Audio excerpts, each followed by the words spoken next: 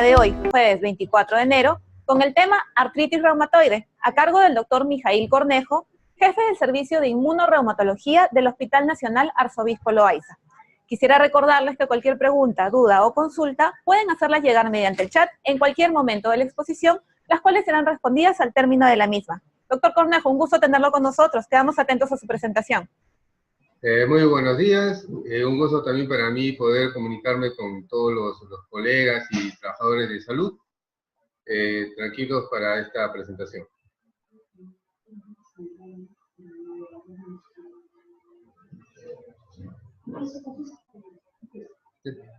Bueno, en esta ocasión vamos a platicar sobre el tema de la artritis reumatoide, que en realidad es la enfermedad más frecuente que nosotros vemos dentro de las enfermedades, valga la redundancia, que producen inflamación.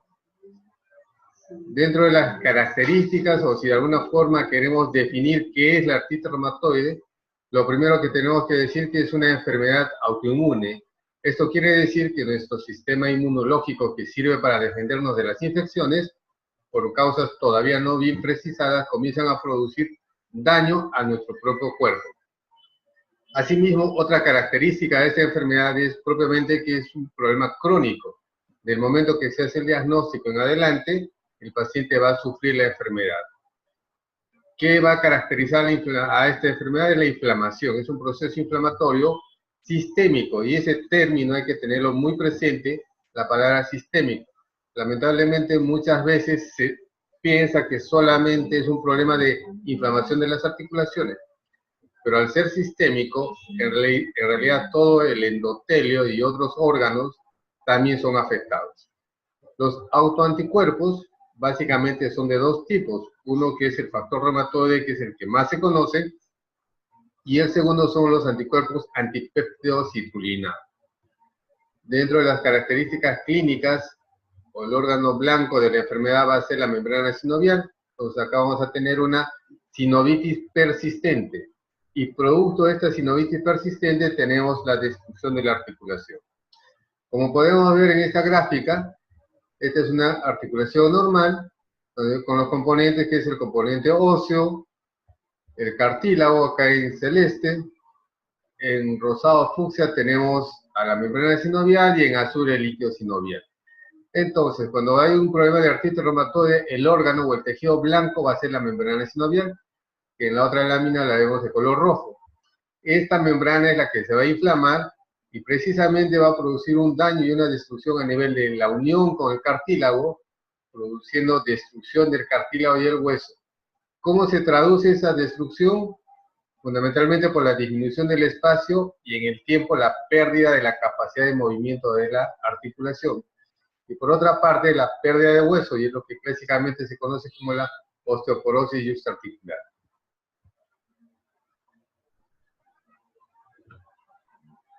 Dentro de la parte epidemiológica que nosotros podemos ver de la artritis reumatoide, es importante tener en cuenta que la prevalencia varía según los estudios de las regiones de 0,5 a 1% a nivel mundial. Para Perú, el dato de un estudio que se hizo está en 0,4. La incidencia también va a variar dependiendo de las regiones estudiadas y aproximadamente es de 42 a 90 por cada 100.000 habitantes. Y la edad en la que se tiene mayor frecuencia varía entre 35 a 50. Sin embargo, podríamos decir que un pico un poco mayor que sería de unos 45 a 55 a 60 años. Lamentablemente, la artritis reumatoide también es una enfermedad más frecuente en mujeres que en varones, como la mayoría de enfermedades reumatológicas.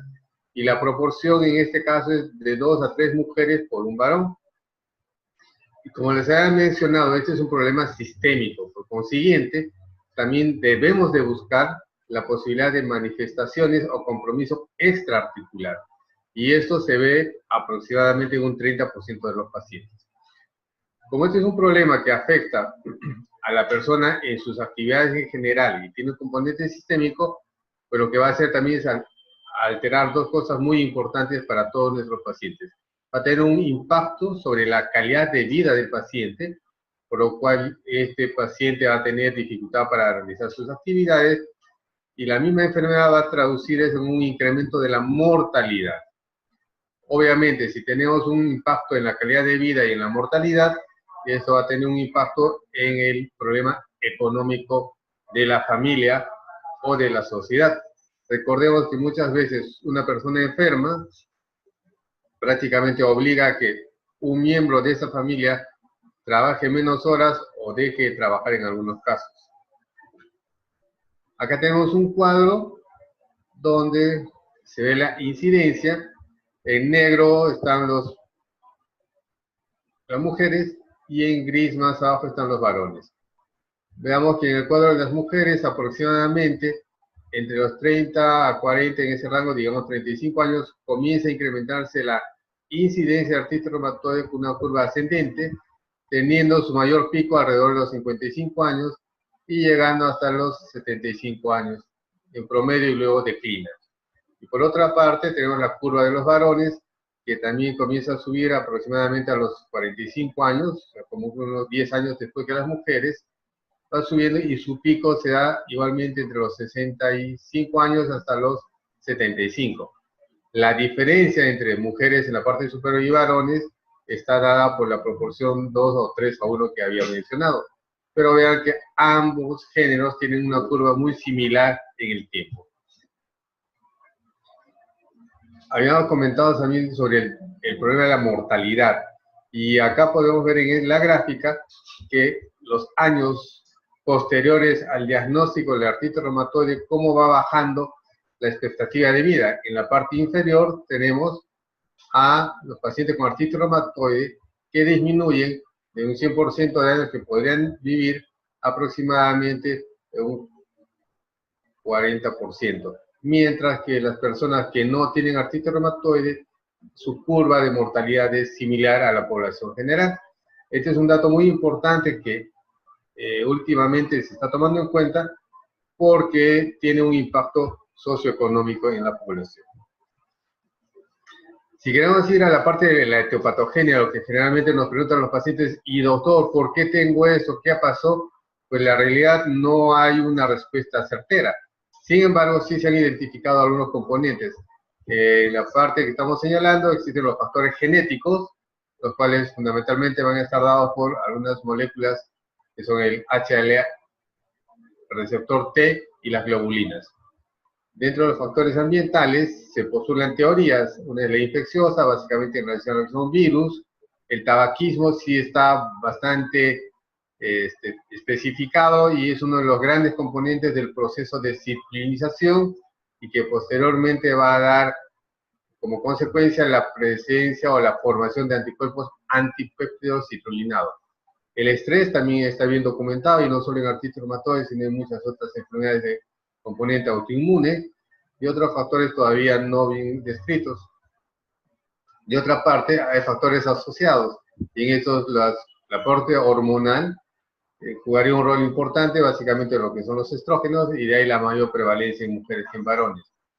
También otro factor asociado vendría a ser desarreglos inmunológicos que pueda tener la persona, y a nivel intestinal se está conversando mucho en relación a la microbiota, lo que comúnmente se conoce como flora intestinal.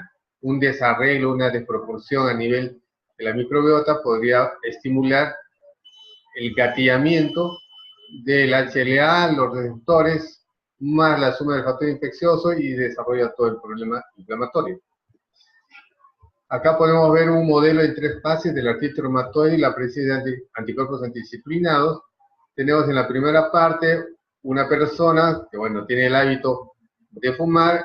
Esto compondría el componente ambiental más la carga genética. Esta persona en el tiempo lo que va a hacer es desarrollar una mayor cantidad de anticuerpos o autoanticuerpos antipéptidos citrulinados. Estos anticuerpos van a producir el proceso de alteración en la respuesta inflamatoria que se va a traducir en la artritis de la articulación. Posteriormente esta artritis se va a incrementar y ya dará la parte de manifestación clínica con el daño consecuente, y finalmente tenemos al paciente con la artritis crónica y que en el tiempo va a desarrollar una limitación en sus actividades, mermando su calidad de vida. Acá podemos ver en la parte izquierda una articulación partida por la mitad. En el lado izquierdo, donde estamos con el puntero, es todo normal. Y de la otra parte vemos los grupos celulares, células de respuesta inmunitaria, donde tenemos mastocitos, la célula dendrítica, que es por excelencia presentadora de anticuerpos, y se da todo el proceso inflamatorio en esta zona. Traducción con hiperplasia sinovial, es un incremento de la membrana que va a destruir el cartílago, va a destruir al hueso.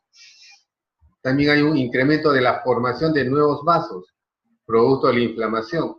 Y esta formación de nuevos vasos nos va a cambiar la estructura de la membrana sinovial. ¿Cómo se traduce? Que hay un incremento en el flujo de las células inflamatorias, hay un incremento en la formación de vasos sanguíneos con crecimiento de la membrana sinovial, y la repercusión es inflamación de la membrana con una invasión y destrucción del cartílago y del hueso que está de forma adyacente. Cuando se destruye el cartílago y el hueso, la arquitectura de la articulación se altera y pierde su función de manera progresiva. Ahora, una pregunta que siempre nos hacemos es, ¿existen algunos factores de riesgo? Y se han identificado básicamente dos grupos.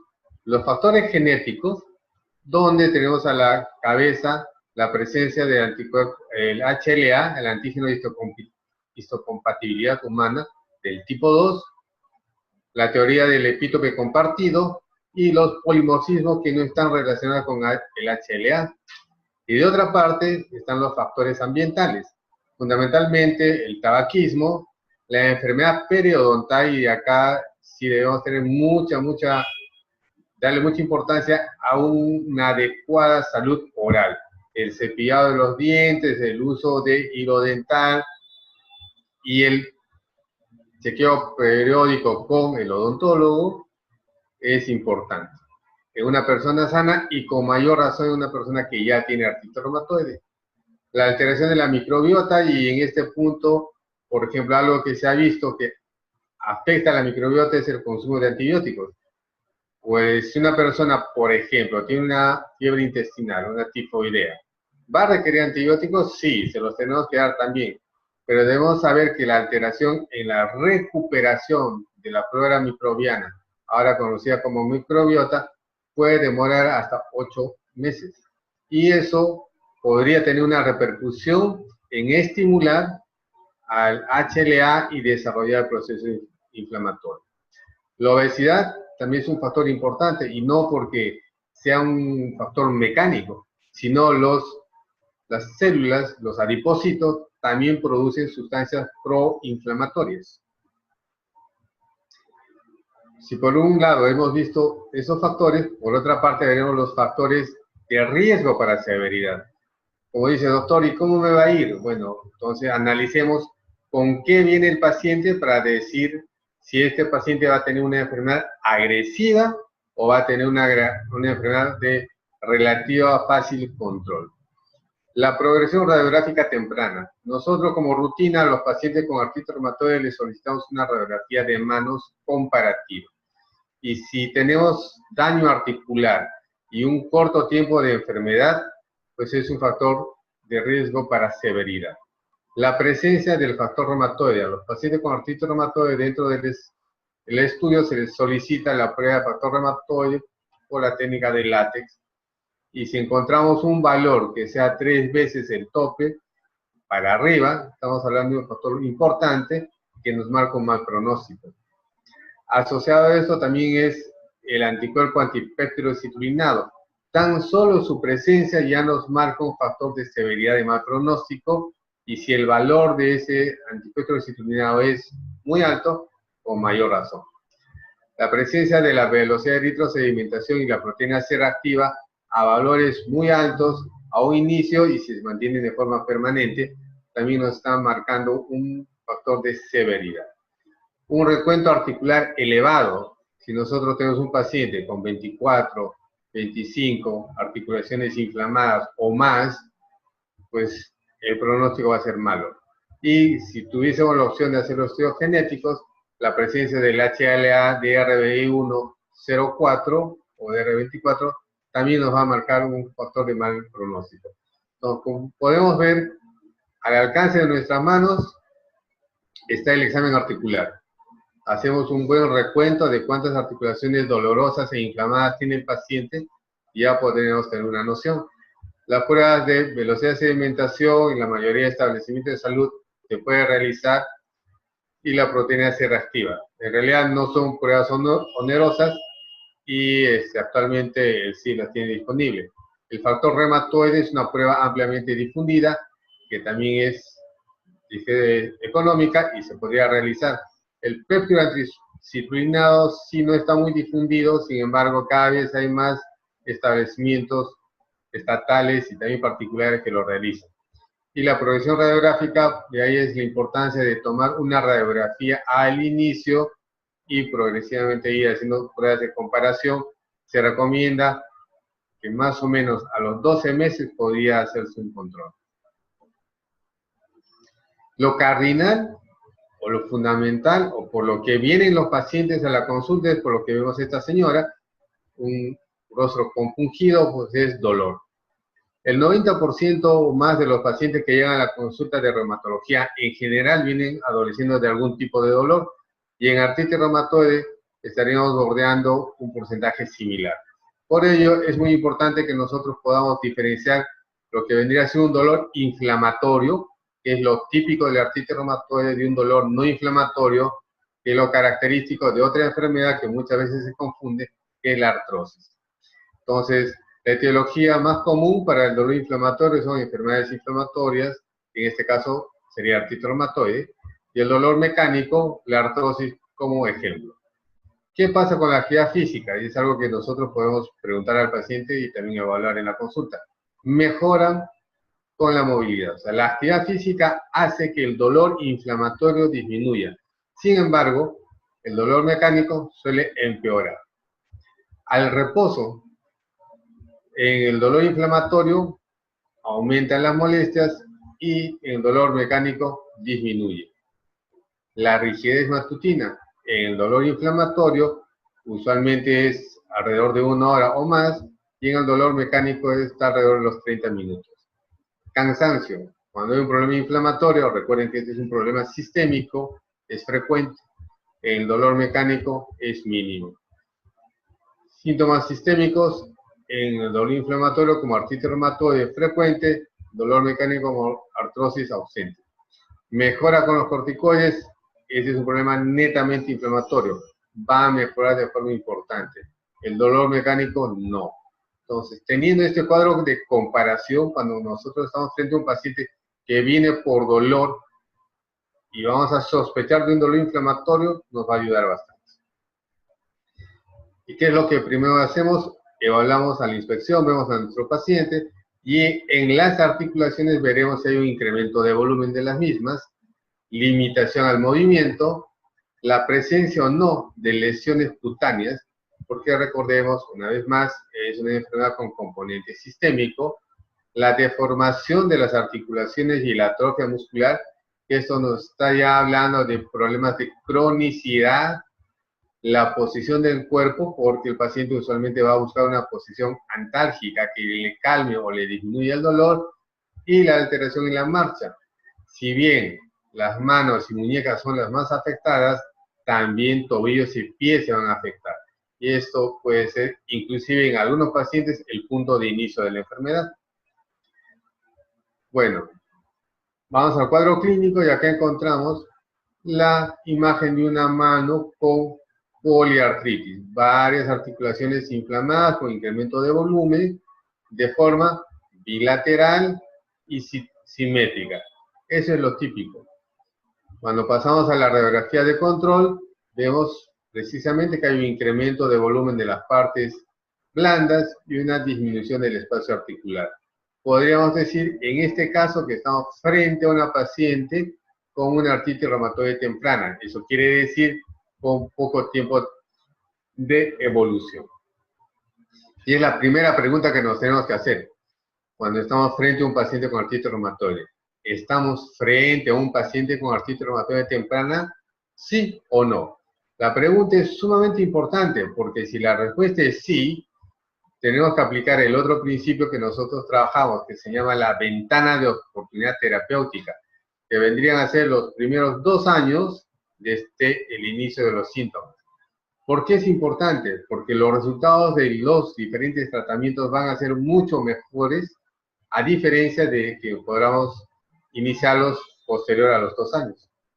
Entonces, como decía, la pregunta del cabezón, estoy frente a una paciente con artritis reumatoide temprana o artritis reumatoide establecida.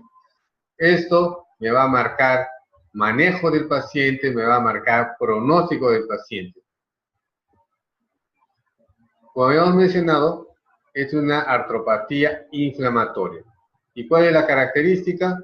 Que es poliarticular. Esto quiere decir que va a tener el paciente usualmente más de 4 articulaciones enfermas, comprometidas con dolor o incremento de volumen. Estamos hablando de cronicidad. Cronicidad del punto de corte son 6 semanas, más de 6 semanas de enfermedad, pero este compromiso poliarticular va a ser aditivo. Primero es una articulación, pongamos como ejemplo, segunda metacarpofalángica mano derecha, tercera metacarpofalángica mano derecha, segunda metacarpofalángica mano izquierda, tercera metacarpofalángica mano izquierda. Estamos hablando de aditividad, simetría, segunda metacarpofalángica derecha, segunda metacarpofalángica izquierda.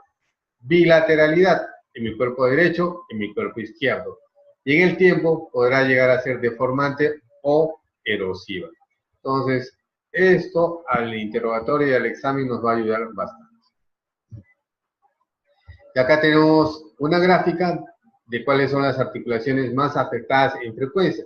Vean que manos a nivel de metacarpofalángica e interfalángica proximales, aproximadamente es el 91% de las articulaciones que se comprometen, seguido de lo que son las muñecas, rodillas, hombros, tobillos y pies. Y vean que pies es 43%, es un valor nada despreciable. Por consiguiente, en todo paciente que sospechemos de artritis reumatoide y compromiso de manos, también tenemos que evaluar pies. Ya habíamos hablado que era un componente sistémico, entonces busquemos lo que son las manifestaciones sistémicas. Fundamentalmente 2, fatiga o cansancio del paciente, agotamiento, también lo manifiestan ellos, y anemia. Y esta va a ser una anemia por enfermedad crónica.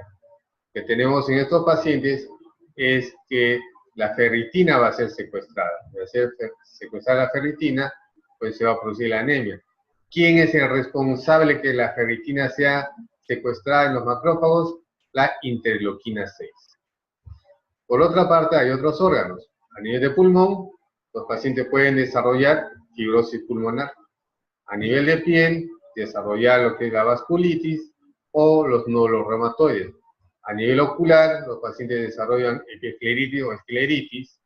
A nivel cardiovascular, tenemos que decir que estos pacientes van a tener una enfermedad coronaria precoz, tan similar como un paciente diabético. Y a nivel neurológico, tenemos los pacientes con la neuropatía por artritis reumatoide. Algunos ejemplos, acá podemos visualizar un ojo con cuadro de epiescleritis en la parte externa un poco más severo, inclusive ya está dejando ver la parte interna del ojo, a nivel lobia. En estos dedos, clásicamente encontramos los nódulos reumatoides que pueden producir dolor, en algunos casos se lesiona la piel y se infecta. Acá vemos una pierna con un cuadro de vasculitis reumatoide, que es una vasculitis caracterizada por vasos de mediano calibre.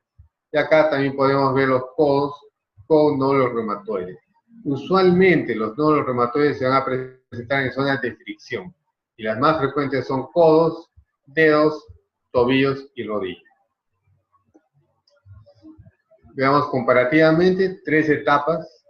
Artritis reumatoide temprana, simplemente hay un incremento de volumen, obviamente va a haber dolor, una limitación en la funcionabilidad. Artritis reumatoide establecida, ya comienza la fase de deformación de los dedos.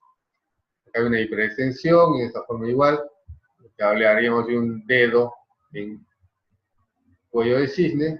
Y acá encontramos en la artritis deformante, desviación cubital, dedo en Z, dedo en ojal de botonero, que son las deformaciones típicas de la artritis reumatoide. Sin embargo, a ver, desviación cubital igualmente, primer dedo, dedos del pie, con hallux valgus y deformaciones, las manos con los nódulos reumatoides, y en rodillas igualmente se ve la deformación con incremento de volumen. ¿Qué hacemos con las articulaciones? Las tenemos que palpar, y buscando ¿qué? Incremento de volumen, incremento de grosor de la membrana sinovial y dolor. Pues busquemos las metacarpofalángicas o interfalángias proximales, y la forma de examen siempre es con las dos manos. Pero no solamente vamos a palpar, sino también tenemos que contar cuántas articulaciones las tienen dolorosas o inflamadas. Entonces, ¿qué buscamos? Puntos dolorosos. Si hay sinovitis o no, clásicamente la población lo conoce como derrame articular. Incremento de la temperatura, el paciente va a tener la zona caliente. La presencia o no de nódulos reumatoides, engrosamiento de la membrana sinovial, que ya nos habla de un problema de cronicidad. Y las crepitaciones, que es el crujido del movimiento, el sonido al movimiento, que también nos habla de un problema de cronicidad y destrucción articular. ¿Qué voy a evaluar en una articulación? Movilidad. Y esta movilidad la voy a evaluar desde un punto de vista activo y pasivo. Quiere decir, el paciente va a tener la capacidad de mover por él solo la articulación o la tiene limitada. Y la pasiva es cuando el examinador va a lograr o no mover la articulación con o sin dolor del paciente. Acá tenemos tres ejemplos clásicos. El dedo en ojal de botonero, donde encontramos una hiperflexión de la interfalángica proximal con una hiperextensión de la distal. El dedo en cuello de cisne, que es lo inverso, una hiperextensión de la interfalángica proximal con una hiperflexión de la falange interfalángica distal. Y el dedo en martillo, donde lo que sucede es que se pierde el ligamento a nivel interfalángico distal y se da una flexión forzada. Una vez que a nuestro paciente lo hemos examinado, pues tenemos que llegar a un diagnóstico, y el diagnóstico, una vez más, como nos han enseñado en pregrado, lo fundamental es una adecuada anamnesis, tomar el tiempo para minuciosamente hacer un interrogatorio adecuado al paciente, luego el examen físico preferencial y también general, con una anamnesis y un examen físico, tengo el 90% del diagnóstico. Luego voy a solicitar pruebas de laboratorio, que como lo hemos mencionado, nos van a servir como factores de mal pronóstico. No podemos depender de una prueba de laboratorio para llegar al diagnóstico de una artritis reumatoide, porque tenemos pacientes con artritis reumatoide que tienen la prueba del factor reumatoide negativa, y tienen el examen de anti-CCP o antipetrocitulina también negativo. Igualmente, tenemos que tomarle su examen de imágenes.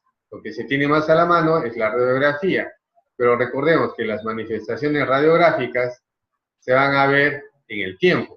Es importante tener información con la cual el paciente inicia, pero tampoco es algo que nos tenga que ser un requisito para llegar al diagnóstico.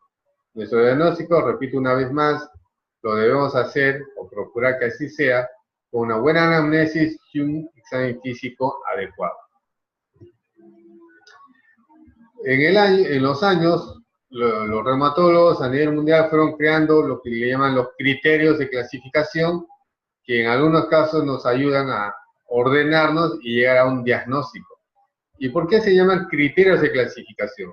Porque son ciertos requisitos que cumplen pacientes ya con un diagnóstico establecido de artritis reumatoide, y que los agrupamos de acuerdo a estos criterios para poder hacer intervenciones farmacológicas, intervenciones de salud pública, y luego medir resultados. Entonces, el Colegio Americano de Reumatología en el año 1987, plantea estos criterios de clasificación de artritis reumatoide. ¿Qué tenemos acá? Una rigidez matutina, duradera de 1 hora o más, tumefacción observada por un médico, de incremento de volumen, en 3 o más articulaciones. tumefacción observada por un médico a nivel del carpo, articulación metacarpofalángica y cerebrales proximales durante 6 o más semanas. Tumefacción de la articulación de forma simétrica observada por un médico. No es que el paciente nos diga. Cambios radiológicos típicos en manos debe incluir erosiones o descalcificación. Este era un punto crítico. ¿Y crítico por qué? Porque para que se dé una erosión, la enfermedad tenía que haber avanzado un tiempo. Entonces, de alguna forma, llegábamos a un diagnóstico tardío. La presencia de nódulos reumatoides es una manifestación sistémica que no necesariamente va a salir en las primeras etapas de la enfermedad. Y la presencia del factor reumatoide, pero, vean eso, por un método que sea positivo en menos del 5% de los controles sanos. ¿Qué nos quiere decir? Que hay personas sanas que pueden tener la prueba de factor reumatoide positivo y no tener la enfermedad. Entonces, el requisito de la técnica era este. ¿Qué nos decían el Colegio Americano de Reumatología del 87? Que se debía de tener 4 más de los siguientes criterios y deben estar presentes para hacer el diagnóstico de artritis reumatoide. Sin embargo, el punto crítico de estos criterios es el tiempo. El año 2010, el mismo Colegio Americano de Reumatología plantea los nuevos criterios. Y si podemos ver, habla de un componente articular, habla de un componente serológico, restante de fase aguda y duración de la enfermedad. Desaparece lo que son imágenes. Ya no se toma en cuenta. Y en lo que son articulaciones ya le ponen un peso específico al número de articulaciones comprometidas. También incorporan ya no solo al factor reumatoide, sino a la anti-CCP y lo pone en varios escenarios: negativo, positivo débil y positivo fuerte. Los restantes fase aguda y el tiempo. El tiempo, 6 semanas. Estamos justo en el borde para hablar de una enfermedad crónica. Y nos dice, si el paciente tiene 6 de 10 puntos, lo podríamos clasificar como un paciente con artritis reumatoide temprana. Y acá decimos temprana, eso nos dice que podemos posiblemente cambiar la historia de la enfermedad de este paciente. La gran ventaja es eso, que nos permite hacer diagnóstico temprano de artritis reumatoide. La desventaja, que algunas otras enfermedades podrían simular una artritis reumatoide, por ejemplo, lupus eritematoso sistémico, que comienza con un compromiso articular y estaremos tratando un lupus eritematoso como artritis reumatoide. Pero bueno, en el tiempo eso se va corrigiendo también. Si vamos a la parte de tratamiento, que a muchas personas les va a ser de gran interés, tenemos que entender primero lo siguiente. Las consideraciones, o sea, ¿qué debemos tener en cuenta para nosotros hablar de tratamiento? Por un punto, mantener la calidad de vida del paciente, porque esta calidad de vida es la que se ha mermado producto de la enfermedad. Mantener la función física de la persona, pero solamente voy a poder mantener la función física, mantener la calidad de vida y su esperanza de vida, si es que preservo la estructura articular. Si la articulación no se destruye, podré tener una buena función física, una buena calidad de vida. ¿Y cómo voy a medir que estoy preservando la articulación? Con una remisión de la enfermedad, o sea, un control de la enfermedad. Entonces yo lo que voy a hacer es dirigir todo mi tratamiento para esto. Buscar la remisión de la enfermedad igual control de la enfermedad. En un paciente hipertenso, yo le doy la medicación y lo que voy a buscar es que la cifra, si era de 180, 100, baje a 120, 70. Estoy corrigiendo una cifra que va a tener una repercusión. Eso en reumatología no puedo ofrecer. Lo que voy a hacer es la remisión y será disminuir el número de articulaciones inflamadas, el número de articulaciones dolorosas, control de las pruebas de inflamación para que disminuya el dolor. Entonces, cuando estamos frente a un paciente con artritis reumatoide, la gran pregunta es, ¿a quién nos estamos enfrentando? ¿A un paciente con artritis reumatoide temprana a un paciente con artritis reumatoide establecida, a un paciente con una monoartritis, oligoartritis o poliartritis, a un paciente con una artritis seropositiva o seronegativa, un paciente sin tratamiento previo, un debutante en artritis reumatoide, o un paciente que ya fracasó a tratamientos previos. Y acá se viene una segunda pregunta: ¿a cuántos tratamientos previos y cuáles? Bueno, el paciente casi siempre llega a la consulta por un problema de dolor, que lo tengo que tratar, debo controlar la enfermedad y voy a recuperar y mantener la capacidad funcional. Entonces, mi tratamiento va a estar dirigido a calmar el dolor y a controlar la enfermedad, dos puntos que van a ir de la mano. ¿Qué debo evaluar? El número de articulaciones inflamadas y dolorosas. Luego, la cantidad o el valor de los restantes de fase aguda, el factor reumatoide antiinfectivo citrulinado, más imágenes, la presencia o no de eventos adversos que ha tenido el paciente si es que ya estuvo recibiendo algún tipo de tratamiento, y las comorbilidades. Y este punto cada vez cobra más importancia, porque es muy diferente tratar a un paciente que solo tiene artritis reumatoide y que de alguna forma tengo libertad en usar los medicamentos, versus un paciente con artritis reumatoide que es hipertenso y que por ser hipertenso me limita algunos medicamentos, o que tiene una hepatopatía crónica, o que el paciente es diabético. Entonces, las comorbilidades van a jugar un rol importante en la elección de los esquemas o enfoques de tratamiento que tengamos. Habíamos conversado de una palabra que era remisión, y ese es el objetivo.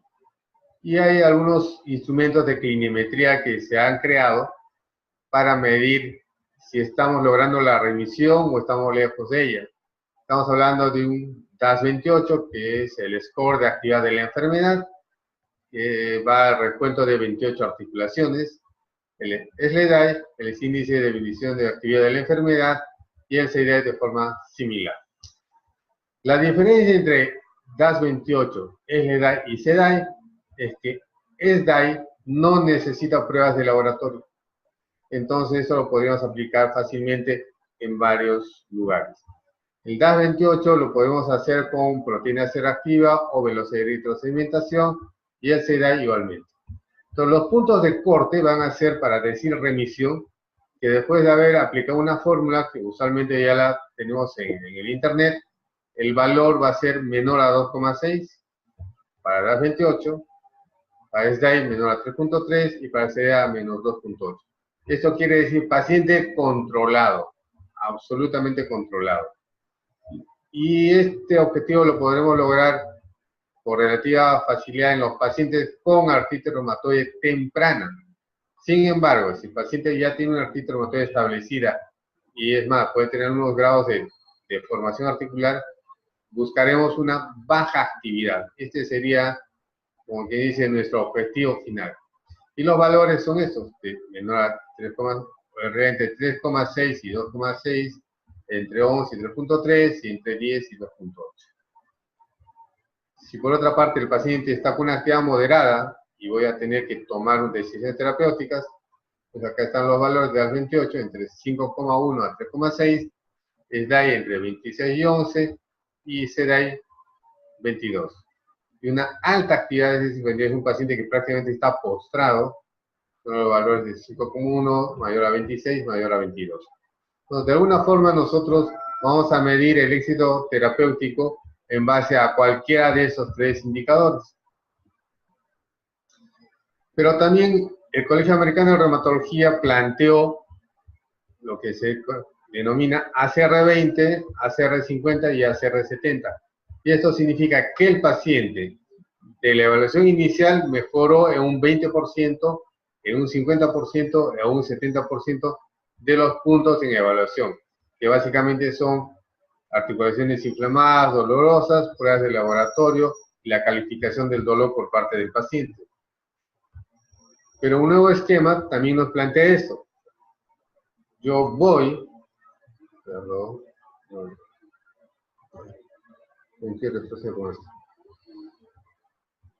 yo voy a medir qué tanto mejoró, en un 20%, 50%, 70%.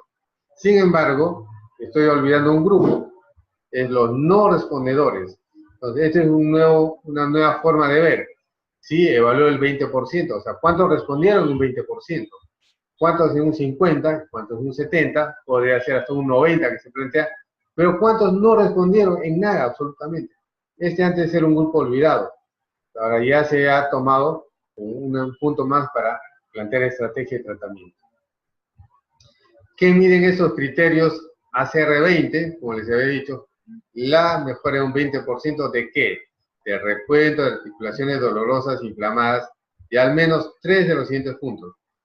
Normalización de proteína C reactiva, la evaluación de la actividad del paciente hecha por el médico, la evaluación del dolor hecha por el paciente y las pruebas de capacidad que tenga que hacer este paciente. Si mejora un 50-70%, pues estamos con mejores éxitos de tratamiento. Cuando vamos a ir a la elección de los fármacos, en realidad es un poco más guiado, y aquí los europeos plantearon una guía de recomendaciones para el manejo de la artritis reumatoide, y en esta ocasión es la que he escogido. Los americanos también plantean una guía del Colegio Americano. Cogí esta como un ejemplo por ser un poco más didáctica que la otra, y dividen al esquema de tratamiento en 3 fases, o 3 etapas que son cancelatorias. La primera etapa, pues ya tenemos nuestro paciente con el diagnóstico de artritis reumatoide, y nos tenemos que hacer una pregunta. ¿El paciente tiene contraindicaciones para metotrexate, para usar metotrexate, o no las tiene? En el caso que no tenga contraindicaciones, inicio con metotrexate. Este es el fármaco más utilizado a nivel mundial por seguridad, eficacia y precio. Lo puedo utilizar en monoterapia o también en terapia combinada asociada a otros medicamentos modificadores de la enfermedad. Pero si el paciente tiene contraindicaciones para el uso de metotrexate, tengo otras alternativas. Podría iniciar con leflunomida y o sulfasalacina, asociado o no a antimaláricos. En cualquiera de estos esquemas, con contraindicación a metotrexate o sin contraindicación, el uso de corticoides a dosis bajas por periodo corto está permitido. No es un requisito, pero sí lo podemos usar. ¿Y cuánto es el tiempo corto? Acá está la respuesta, 6 meses. Entonces, nuestro esquema de tratamiento, vamos a suponer el metotrexate comienzo, una dosis de 10 miligramos, 15, voy subiendo, le doy corticoides, no veo que una buena respuesta, podría asociar leflunomida sulfasalacina, y este esquema lo iré modificando, subiendo dosis, hasta por un periodo de 6 meses. La evaluación de estos 6 meses debería ser mensual, pero por la demanda muchas veces se puede hacer cada 3 meses. Sin embargo, si tenemos la opción de que sea mensual, fácilmente podremos ver si el paciente responde o no al tratamiento. Si hay una respuesta adecuada, continúo, y en el tiempo podré plantearme la disminución de la dosis siempre y cuando el paciente tenga la enfermedad en remisión. Pero si el paciente no es controlado, pues voy a declarar falla o fracaso a la fase 1 y voy a pasar a la fase 2. Recordemos, acá estamos en fase 1. Pasamos a la segunda fase. El paciente viene ya declarado como falla a fase 1 o, miren acá, toxicidad a medicamentos de la fase 1. Entonces, acá yo me hago igual una pregunta. ¿Este paciente tiene factores desfavorables? ¿No los tiene o sí los tiene? Factores de mal pronóstico. ¿Cuáles? Los que habíamos mencionado. Incremento o valores altos de factor reumatoide, anti-CSP, alto recuento articular, incremento de o falla a 2 o más drogas modificadoras de la enfermedad. Si tiene estos factores de mal pronóstico, lo que se recomienda es adicionar al esquema con que viene una droga modificadora de la enfermedad biológica o un inhibidor de JAK. Sin embargo, si el paciente no tiene este problema, pues podría seguir haciendo otras combinaciones entre los DMARD o modificadores de la enfermedad clásicos. ¿Cuánto tiempo voy a evaluar al paciente? Igual de 3 a 6 meses. Y vean que en esta zona todavía se mantienen los corticoides, pero la idea siempre es tener lo menos posible. Y acá ya no recomiendan uso de corticoides. Evaluamos a nuestro paciente, periodo de 3 a 6 meses. Si va bien, queda con ese tratamiento y en el tiempo pues, buscaré la forma de disminuir la dosis o modificar la dosis. Y si no, pasaría a la fase 2, fase 3, siendo declarado fracaso a la fase 2. En esta fase 3, en la fase 3, tenemos que cambiar de agente biológico. Y cuando hablamos de cambiar de agente biológico, lo ideal es cambiar de mecanismo de acción del agente biológico. Los biológicos, como más adelante vamos a ver, están dirigidos contra algunas sustancias en especial.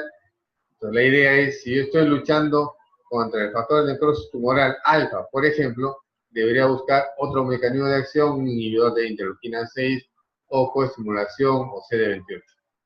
Si el paciente va bien, perfecto, y si el paciente no va bien, hay que replantear y buscar otras alternativas. Hablemos de las drogas modificadoras de la enfermedad, conocidos como DIMAR o FARMES, que es lo que hemos estado mencionando, y tenemos 3 grupos. Los DIMAR sintéticos o clásicos, acá está metotrexate, sulfasalazina, hidroxicloroquina, cloroquina. Los DIMAR biológicos, que son varios tipos, y los anti-YAG, que son unas moléculas pequeñas de acción intracelular. Y vemos este cuadro que es importante. Yo tengo un paciente en celeste con una artritis reumatoide temprana. Le hago una evaluación con DAS28 y le doy tratamiento temprano con DIMAR sintéticos. Y vean, artritis reumatoide temprana, tratamiento oportuno y tengo buen éxito acá. Pero si la artritis reumatoide ya está establecida, al hacer el DAS28 y el uso de la medicación, acá los puntos no se juntan. O sea, puedo tener éxito, pero voy a tener también un porcentaje de fracaso. Dentro de los principales DIMAR sintéticos tenemos al metotrexate, que es el más usado. La dosis tope se recomienda hasta 25 miligramos, y si es por más de 15 miligramos para arriba, ya no la vía oral, sino la subcutánea y o intramuscular. La eflunomida es una alternativa. Ambos van a actuar contra las piridiminas. Hidroxicloroquina o cloroquina y sulfasalazina serían los más utilizados, ya sea en monoterapia o terapia combinada. Podría ser metotrexate solo o metotrexate más hidroxicloroquina más sulfasalazina o metotrexate más leflunomida, siempre disminuyendo o buscando la menor toxicidad. PANLAR es la liga latinoamericana para los reumatólogos, y existe un subgrupo que se llama GLADAR, que ve la parte de la artritis reumatoide. Y ellos plantean que para el uso biológico tiene que ser un diagnóstico de artritis reumatoide de acuerdo a los criterios del Colegio Americano, una enfermedad activa, un DAS mayor a 3.2, después de 3 meses de tratamiento con los sintéticos, un tratamiento mínimo con 2 DIMAR, o sea, ya no entra acá monoterapia, sino terapia combinada, y que el paciente haya llegado a una dosis de 25 miligramos de metotrexate y 20 miligramos de leflunomida. Recuerden, estamos hablando de 2 DIMAR, podrían ser estos dos, o 25 metotrexate más hidroxicloroquina o leflunomida más hidroxicloroquina o sulfasalazina. Y que el paciente se encuentre en una clase funcional 1, 2 o 3. Clase funcional 4 no son recuperables. Y acá tenemos los DIMAR biológicos, las pequeñas moléculas. Y esto va a ir de acuerdo a blanco terapéutico. Los anti-TNF son medicamentos biológicos que van a ir a inhibir o a bloquear la acción del factor de necrosis tumoral alfa. Y acá tenemos etanercept, infliximab, adalimumab, golimumab, cetuximab, pegol. ¿Y qué es el factor de necrosis tumoral alfa? Una citoquina. Igual, tenemos a tocilizumab, que es un inhibidor de la interleuquina 6, también otra citocina. Por otra parte, tenemos los DIMAR biológicos anticelulares. Y tenemos el rituximab, que va a ir dirigido a los linfocitos B, CD20. O abatacept, que va a ir dirigido a la coestimulación linfocito T, linfocito B. Y del otro lado tenemos los anti-JAK, en este caso tofacitinib, que son DIMAR sintéticos dirigidos a pequeñas moléculas. Y ya para terminar, simplemente decirles que en el Servicio de Inmunorreumatología del Hospital Loaiza siempre encontrarán una mano amiga para todos ustedes. Gracias. Muchísimas gracias, doctor Cornejo. Un gusto tenerlo con nosotros y un saludo a todo el equipo de Telesalud del Hospital Nacional Arzobispo Loaiza. Muchas gracias por tan brillante exposición y además les agradecemos por colaborar con la mejora de las capacidades del sector salud. Bueno, también gracias a todos nuestros participantes por su asistencia y atención.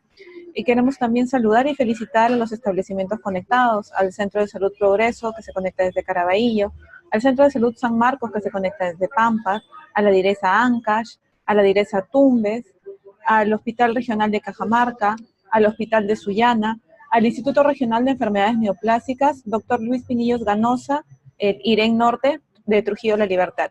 Y en general a todo el personal de salud que se conecta también en forma individual desde distintas partes de nuestro país. Doctor, nos han hecho algunas preguntas mediante el chat. Nos solicitan saber cuál es el rango de seguridad del uso de los productos biológicos ante la no remisión o no respuesta con tratamiento previo y cuáles son los efectos colaterales más frecuentes que se pueden observar. Todos los agentes biológicos, para comenzar, no son medicamentos de primera línea. Se van a utilizar al fracaso a los DIMARs o fármacos sintéticos. Entonces, va a depender de la comorbilidad que tiene el paciente. Por ejemplo, si yo tengo un paciente con antecedente de tuberculosis, de los agentes biológicos, los anti-TNF serían los que tienen mayor riesgo debido a que, recordemos, el factor de necrosis tumoral tiene dos funciones fundamentales: fabricar el granuloma de la tuberculosis y mantenerlo. Entonces, si yo utilizo un medicamento que va a inhibir al factor de necrosis tumoral, incremento el riesgo que se pueda romper el granuloma y el paciente desarrolle una tuberculosis. Pero, ¿esto cómo podemos mitigar? Haciendo un diagnóstico previo de tuberculosis latente, indicando el tratamiento profiláctico o el esquema adecuado y luego utilizar los anti-TNFs. Entonces ahí el riesgo va a estar dirigido al tipo de la patología. Si yo tengo un paciente con dislipidemia, entonces el uso de tocilizumab, por ejemplo, me va a incrementar a triglicéridos, HDL, LDL. Sin embargo, el uso concomitante con estatinas me va a controlar y me baja el riesgo cardiovascular. El mayor riesgo de todos los agentes biológicos son las infecciones, y estas van a variar aproximadamente hasta un 15 a 20% de posibilidades, dependiendo de la comorbilidad del paciente, de la edad del paciente, tiempo de enfermedad, y un dato muy importante: cuánto tiempo antes lo estuvo utilizando corticoides. Los corticoides, como variable independiente, podríamos decir que son de los medicamentos, en este caso no biológicos, los que nos incrementan mayor el riesgo de infecciones. ¿Cuál era la otra parte de la pregunta? Básicamente eso, doctor, justamente el riesgo del tratamiento y los principales factores de riesgo asociados al tratamiento con productos biológicos. Doctor, nos han hecho llegar también otra pregunta. ¿Al cuánto tiempo podemos evidenciar que el metotrexate empiece a lograr remisión, o mejor dicho, control de la enfermedad? Muy buena pregunta. Recordemos que todos los medicamentos modificadores de la enfermedad van a ser de acción lenta o de efectos lentos. Entonces, nuestro periodo máximo para nosotros decir si el medicamento está funcionando o no son 12 semanas. Sin embargo, en esas 12 semanas, progresivamente yo debo haber subido la dosis. Si comencé con una dosis de 10 miligramos, mi tope sé que son 25 miligramos, tendría esas 12 semanas para llegar al valor de 25 miligramos, y si no tengo respuesta adecuada, podría declararlo como una falla metotrexate. Sin embargo, en esas 12 semanas también debo, en caso que no vaya bien el paciente, debería estar combinando con otros fármacos modificadores, sulfasalacina, hidroxicloroquina o leflunomida. Recordemos también que la toxicidad se va a incrementar a medida que continuamos más medicamentos y que la tenemos que monitorizar mensualmente, básicamente enzimas hepáticas y hemograma, hasta lograr una dosis estable. Perfecto, doctor. Doctor, nos preguntan también, la asociación de biológicos y linfoma, si ha observado en su experiencia si hay algún porcentaje de asociación entre estas dos, entre el dar biológicos y el desarrollo de esa enfermedad. Felizmente no he tenido esa experiencia, pero en realidad, por ejemplo, el biológico anti-CD20 rituximab está indicado para el linfoma no Hodgkin. Esa fue su indicación, luego ya hubo una extensión de uso para artritis reumatoide. Y en los metaanálisis que se han desarrollado, no se ha encontrado una asociación entre el uso de agentes biológicos y neoplasias, y donde sí ponen un warning, una precaución, es con melanoma. Perfecto, doctor. Muchas gracias. Bueno, nos preguntan también con respecto al manejo no farmacológico.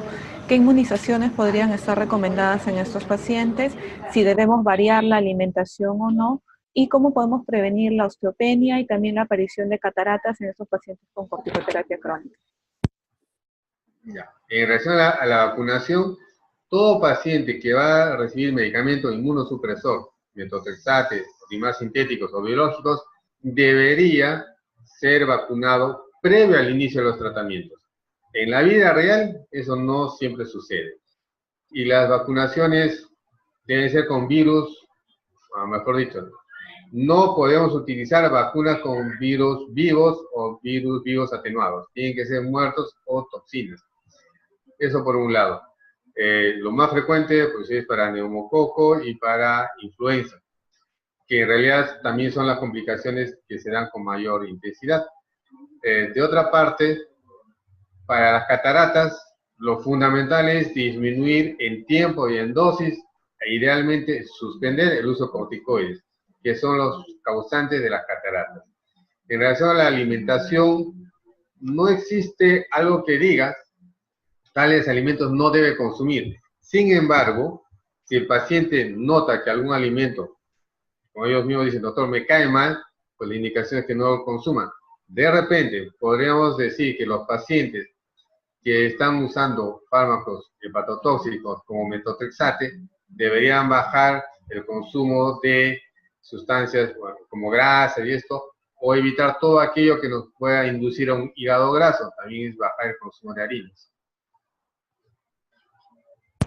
Perfecto, doctor. Muchas gracias. Nos preguntan también con respecto a los riesgos de hepatotoxicidad de metotrexate y leflunomida. ¿Hay algún punto de corte recomendado en la evaluación de transaminasas? Sí, la evaluación de transaminasas hasta no lograr la dosis estable debería ser de forma mensual.